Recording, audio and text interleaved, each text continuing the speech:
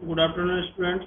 आइए स्टार्ट करते हैं इन्वायरमेंटल स्टडीज की क्लास। इस समय हम ईवीएस में स्टूडेंट बायोडाइवर्सिटी पढ़ रहे थे। टाइप ऑफ बायोडाइवर्सिटी कितनी प्रकार की होती है, बायोडाइवर्सिटी क्या होती है, ये हमने पढ़ा।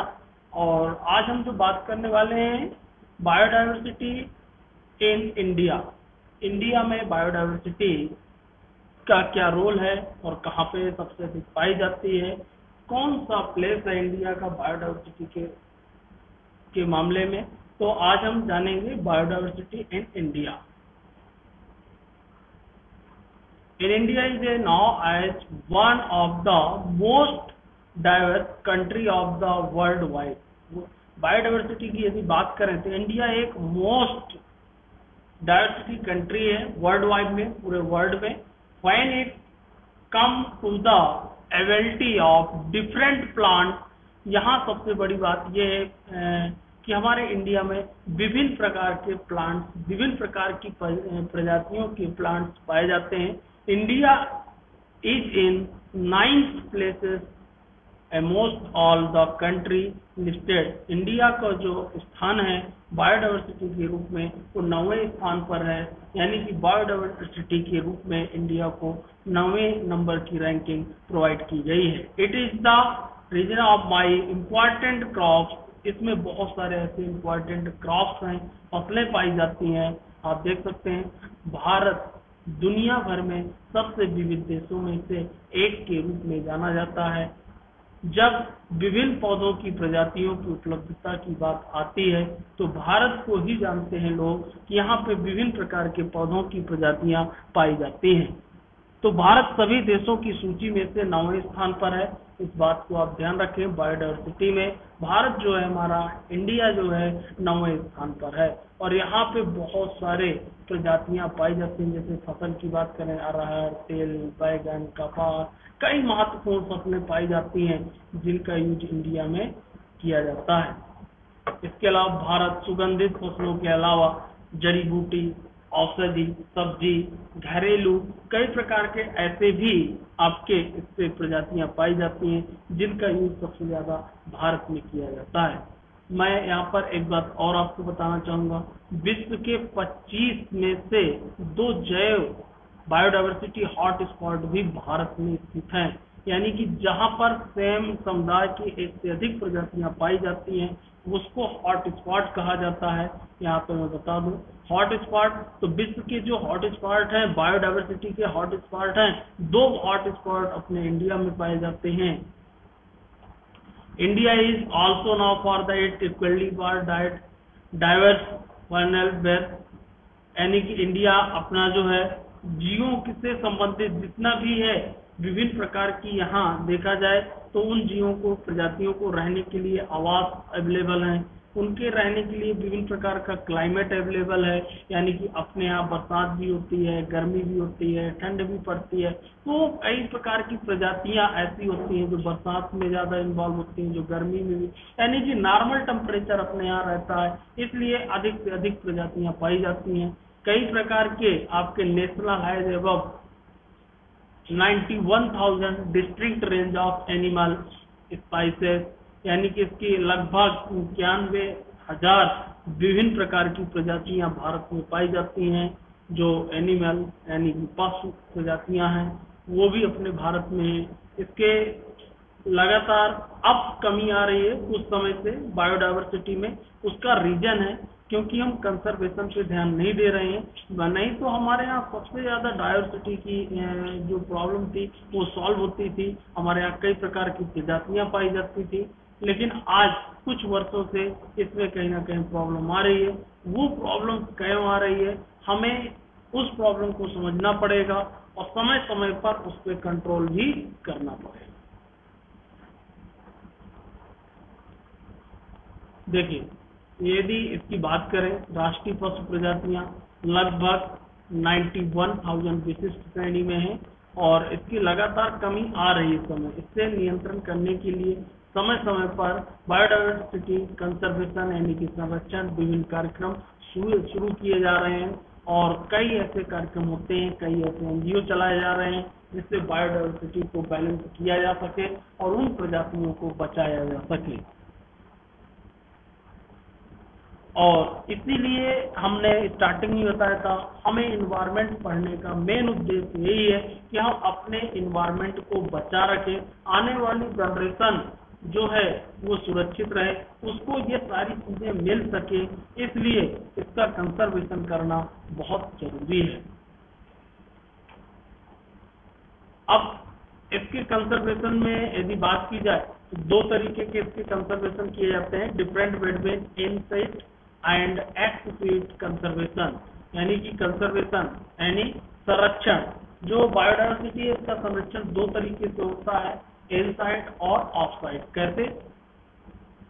Conservation of biodiversity and genetic resources help protect, उसको प्रोटेक्ट करना, maintain and recover integrated animal of the plant spices, जो विभिन्न प्रकार की प्रजातियां पाई जाती हैं और प्लांट पाए जाते हैं, उनको मेंटेन करने के लिए दो तरीके की there are mainly two strategy use की जाती हैं। दो स्ट्रेटजी यूज की जाती हैं कंजर्वेशन के लिए, वाइल्ड लाइफ के लिए, in situ conservation and ex situ conservation. In sweet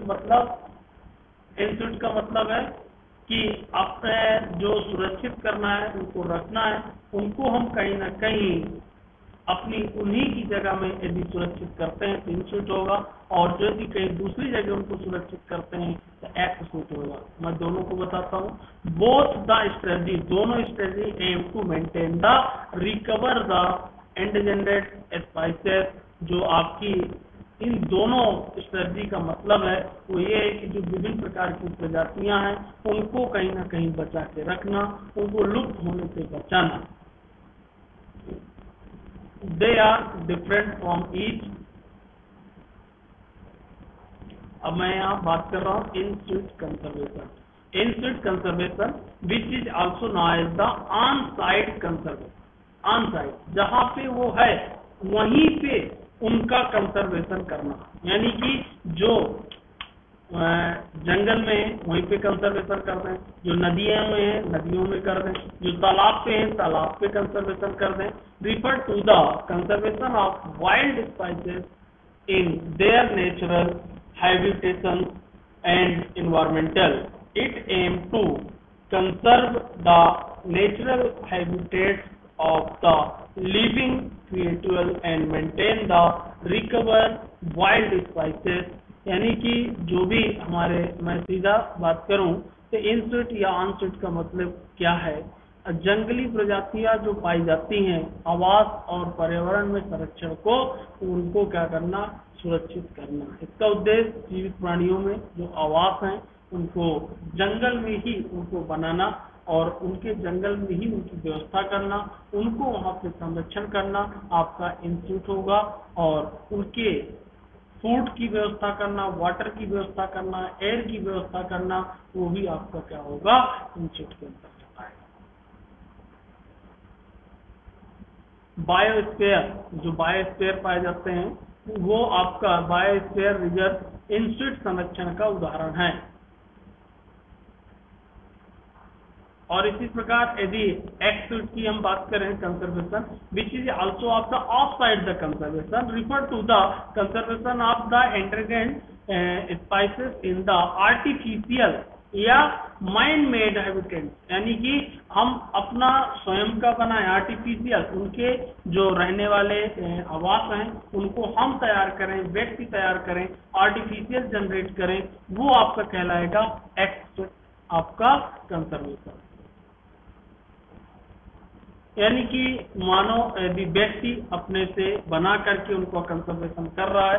जैसे एक उदाहरण में देता हूँ, यदि वो जंगल में रहते हैं और उसी जंगल में हम वहाँ पे बाउंड्री कर देते हैं, उनका वहीं कंजर्वेशन कर देते हैं, तो इन स्वीट के अंतर्गत आएगा। और यदि हम चिड़ियाघर बना रहे हैं, मछली घर बना रहे हैं, वनस्पतियों को अपने यहाँ लगा रहे हैं, पेड़ पौधे अपने यहाँ लगा रहे हैं, इस तरीके से कंजर्वेशन यदि हम कर रहे हैं, उनको गमलों में यूज कर रहे हैं, तो वो आपका एक्टिव कहलाएगा। क्यों? क्योंकि उनका कंजर्वेशन हम अपने यहाँ कर रहे हैं, एक्सटर्नल तरीके से कर रहे हैं। और यदि हम वहीं पे जाकर के जहाँ पे जड़ी बूटियां हैं वहीं पे जाके कंजर्वेशन कर दें, वहीं उनके फूड की व्यवस्था करें, एयर की, वाटर की व्यवस्था करें, तो वो आपका क्या कहलाएगा? तो दो तरीके से कंजर्वेशन किए जाते हैं और कंजर्वेशन करना हमारे लिए बहुत जरूरी है। क्यों? क्योंकि इसके कुछ कारण हैं। थ्रेट्स टू बायोडाइवर्सिटी, जो मेन रीजन है थ्रेट्स टू बायोडाइवर्सिटी। तो यहाँ पे जो डर है, खतरा है बायोडाइवर्सिटी का, बायोडाइवर्सिटी को जो नुकसान पहुंचाया जा रहा है वो थ्रेट्स बोलते हैं। Human activities and loss of human की एक्टिविटी सबसे ज्यादा जो एक्चुअल में ह्यूमन की एक्टिविटीज है, आप देख रहे हैं इतना ज्यादा डेवलपमेंट हो रहा है, इतना ज्यादा इंडिया में प्रोग्रेसिव वर्क हो रहा है, चाहे वो बात करें कंपनी की, फैक्ट्री की, चाहे इंडस्ट्रियल पार्ट, या फिर हम बात करें कंस्ट्रक्शन की, रोड की, या रेलवे लाइन या लाइट, हर जगह कहीं ना कहीं डेवलपमेंट हो रहा है। डेवलपमेंट में नुकसान किसका हो रहा है? बायोडाइवर्सिटी और इकोसिस्टम का, यानी कि कहीं ना कहीं इन्वायरमेंट का। क्यों? क्योंकि यदि रोड बनना है तो वहाँ के जितने भी जंगल होंगे, फॉरेस्ट होंगे, उनको काट दिया जाएगा, वहाँ पे रहने वाले वाइल्ड एनिमल कहाँ जाएंगे? उनके आवास को खत्म कर दिया जाएगा, तो कहीं ना कहीं वो प्रजातियां विलुप्त होंगी, और जब विलुप्त होंगी तो कहीं ना कहीं हमारी बायोडाइवर्सिटी में प्रॉब्लम आएगी। तो ये क्या क्या लॉस करता है? ओवर, जब प्रजातियों का अतिशोषण किया जाता है अधिक से अधिक, ठीक है, evidence conservation of the destruction, आवास परिवर्तन एंड विनाश, जितना ज्यादा हम आवास बनाएंगे उतना ज्यादा हम किसको इफेक्ट पहुंचाएंगे? इन्वायरमेंट को। क्योंकि मकान बनाने के लिए या फिर रोड बनाने के लिए हम जो उसमें मटेरियल यूज करते हैं स्टूडेंट, वो मटेरियल हमारा कहीं ना कहीं इन्वायरमेंट को इफेक्ट पहुंचाता है। हम गिट्टी उसमें यूज करते हैं, गिट्टी हमको कहाँ से मिलती है? गिट्टी हमको पत्थर से मिलती है, हमारे इन्वायरमेंट को कहीं ना कहीं जंगल से मिलती है, और वो जंगल इफेक्ट होते हैं। सीमेंट हमको पत्थर से मिलती है, लोहा हमको कहीं ना कहीं इन्वायरमेंट डायरेक्टली या इनडायरेक्टली अटैच है, बालू भी हमको नदी से मिल रही है, वहां पे खुदाई हो रही है। तो इस तरीके से हमारे जो इन्वायरमेंटल इफेक्ट हैं उनको नुकसान पहुंचाया जा रहा है। Disconnected patches of the original vegetation, मूल वनस्पतियां काटी जा रही हैं। जो हमारे पास जंगलों में कई प्रकार की जड़ी बूटियां हैं, वनस्पतियां हैं, उनको काटा जा रहा है, तो वो भी एक मेजर प्रॉब्लम है। एयर एंड वाटर पोल्यूशन, हवा और पानी भी हमारा क्या हो रहे हैं? पोल्यूटेड हो रहे हैं। ये भी इसके रीजन हैं। किसके कारण? ह्यूमन एक्टिविटीज के कारण। क्यों? जब इतने इंडस्ट्रीज चलती हैं तो उसमें पानी भी लगता है, और वो पानी फिर गंदा पानी निकलता है, और वो गंदा पानी कहाँ जाता है? हमारे नदियों पे जाता है। ऐसे ही जहाँ कंपनी चलती है, फैक्ट्री चलती है, वहाँ पे गैस जो निकलती है, धुआं निकलते हैं, वो हमारे वायुमंडल को भी कहीं ना कहीं नुकसान पहुंचाते हैं। अगला पॉइंट यदि बात करें हम, तो डिफॉरेस्टेशन, जंगल की कटाई करना। डिफॉरेस्टेशन अधिक होना, यानी कि जंगल को ज्यादा से ज्यादा काटा जाना, ये भी एक रीजन है जो बायोडाइवर्सिटी को समाप्त करने का कारण बन रहा है।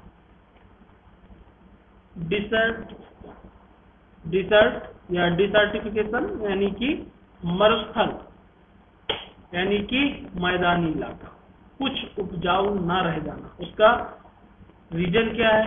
फर्टिलाइजर, पेस्टिसाइड, ऐसे केमिकल यूज किए जा रहे हैं जिससे जमीन हमारी जो होती जा रही है वो डिसर्ट होती जा रही है, मरुस्थल बनती जा रही है, वहाँ पे कुछ नहीं उगता है। ऐसी मरुस्थल जमीनों से हमारे जो वहाँ पे रहने वाले एनिमल्स हैं वो भी नहीं रह पाते हैं, उनको फूड नहीं मिलता प्रॉपर, वहाँ पे आपको एयर नहीं मिलती, और साथ में वाटर भी नहीं मिलता है। तो ये भी एक मेजर रीजन है। साथ में सागरी इन्वायरमेंट, सागर के इन्वायरमेंट सही न रहना। इंक्रीजिंग वाइल्ड लाइफ ट्रेड, यानी कि बिजनेस करना वाइल्ड लाइफ से, जंगली जानवर, लकड़ी, जो भी है इस पे ट्रेडिंग करना, बिजनेस करना, ये भी एक रीजन है। क्लाइमेट चेंज होना, क्लाइमेट चेंज होने के कारण भी थ्रेट टू बायोडाइवर्सिटी, डर है जो वो किसका है? बायोडाइवर्सिटी। तो कहीं ना कहीं ये कंजर्वेशन हमको करना होगा। ये जो मैंने पॉइंट बताए स्टूडेंट, इन पॉइंट पे हमको फोकस करना होगा, और जब बायोडाइवर्सिटी को हम बचा के रखेंगे तभी हमारा इकोसिस्टम होगा, और जब इकोसिस्टम होगा तभी हमारी लाइफ संभव हो सकती है, हम उसमें जीवित रह सकते हैं। अदरवाइज कहीं ना कहीं हमारे लाइफ में भी प्रॉब्लम आए। ओके, तो इस तरीके से ये बायोडाइवर्सिटी भी आपका आज कंप्लीट हुए स्टूडेंट। अब जो हमको पढ़ना है थर्ड यूनिट पे पढ़ना है। यहाँ पे मेरी सेकंड यूनिट पूरी कंप्लीट होती है। मैं आपको एक बार सिलेबस भी चेक करा देता हूँ।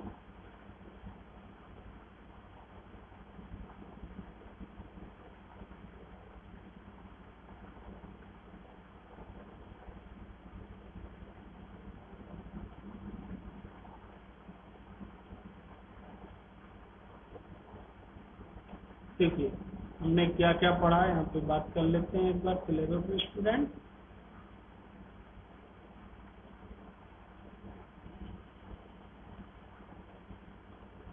ये हमारी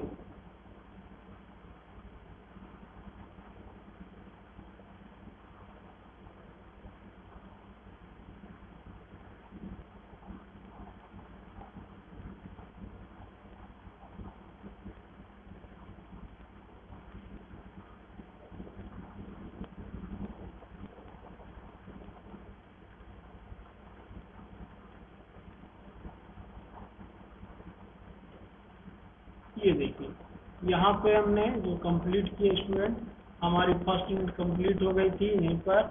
और यहाँ मैं सेकंड यूनिट स्टूडेंट पढ़ा रहा था, इकोसिस्टम एंड बायोडाइवर्सिटी कंजर्वेशन, जो आज ही मैंने बताया। इकोसिस्टम को, बायोडाइवर्सिटी को बचाना। मैंने concept, structure, function, ecosystem and producer, consumer, decomposer, ये हमने पढ़ा। Energy flow chart and ecosystem, ecological, ये सारा सब कुछ हमने पढ़ा। फूड चैन वगैरह भी मैंने आपको बताया, आप देख लीजिएगा इसमें पूरा कंप्लीट इकोसिस्टम।